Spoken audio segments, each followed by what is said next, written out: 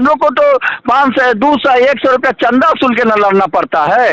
यहाँ परिवार चलाना है, बाप मातारी को देखना है, बाल बच्चा को देखना है, और सरकार को क्या है, हमारी टैक्स से 10 वकील को खड़ा। यह डर है कि अगर सरकार जिद पर अड़ गई तो फिर हम लोग को हो सकता है सुप्रीम कोर्ट जाना पड़े। तो उनसे हमको बहुत नहीं है, लेकिन जब जगो तभी सवेरा। हो सकता है कि उनकी जगह जिस तरह मांझी जी बने थे तो शुरू में ठप्पा के काम करते थे, और उन्होंने जब लगा कि ना सब काम पर दूसरे दशरथ कर रहा है तो वो अड़ गए कि हम ना करेंगे, उनको पद भी छोड़ना पड़ा। तो ऐसा हो सकता है, जैसे सुधाकर से शिक्षा अति बने थे कृषि मंत्री, उनको उलूल जुलूल किसी चीज पर दस्तखत किया जाए तो नहीं किए, छोड़ दिए पद, छोड़ दिए किसान हित में। तो आप तो मतलब फिर चौथे शिक्षा मंत्री के लिए तैयार हैं, इसका मतलब इनको भी छोड़ना पड़ेगा, तब छोड़ना पड़ेगा। मुझे तो ऐसा लग रहा है कि अगर विभाग के पदाधिकारी न बने तो 5 साल में 50वां शिक्षा मंत्री भी बदलेंगे, या फिर नतमस्तक होकर के चुपचाप रह जाएंगे कि जो है जैसे है वैसे चलने दीजिए। सवाल है कि मुख्यमंत्री भी तो इसका बात नहीं चल रहा है ना। मुख्यमंत्री जी नतमस्तक होने के लिए कोई ज्यादा लड़ाई न चले, उनसे ज्यादा टर्शन ना हो, इसीलिए उनको बना दिया कि भाई चलिए आप शांति चुपचाप रहिए, जो करते हैं मुख्य सचिव वो उनकी बात सुनते रहिए, अपर मुख्य सचिव जो करते हैं।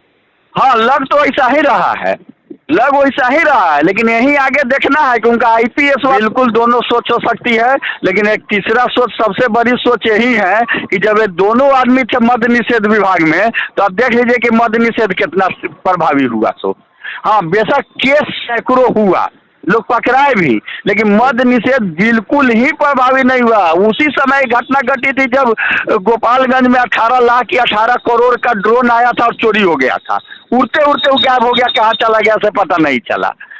तो इस तरह से एक सामंजस्य बताने की स्थिति है। अभी जो शिक्षा विभाग में स्थिति बनी हुई है, किसी तरह से सामंजस्य बना करके चुनाव तक ले जाने की स्थिति है। ना हो, फजीहत ना हो, सरकार की जगहसाई ना हो, आपको ये लगता है कि? हाँ बिल्कुल, यही है कि कोई नहीं हो, क्योंकि हम क्या बोले, जो देख रहे हैं कि जो कोई मंत्री जो पॉलिटिशियन है वो तो देख रहा है ना कि मुख्यमंत्री से बड़े नहीं हैं, और मुख्यमंत्री का कोई बातें नहीं सुना जा रहा है। केशव जी, आप लोग को उम्मीदें शिक्षा मंत्री या शिक्षा विभाग से क्यों है?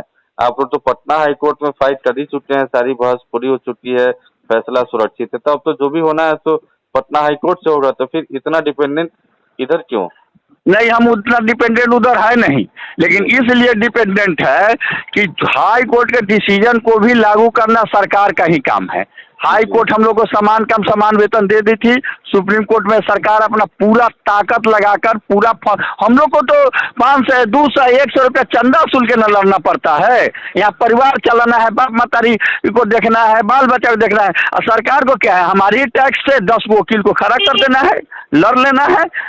तो उसी तरह से 34,540 शिक्षकों को सुप्रीम कोर्ट तक सरकार लड़ाई। जो +2 में व्याख्याता थे उनको बिहार शिक्षा सेवा देने में सुप्रीम कोर्ट तक लड़ाई। 90% लोग रिटायर कर गए, मर गए, 10% का 5% लोगों की, क्योंकि सरकार को अपना उसमें क्या जाता है, हमारे ही पैसा से हम लड़ रहे हैं, और हमारे ही पैसा से जो टैक्स का पैसा है उसे सरकार लड़ाती है।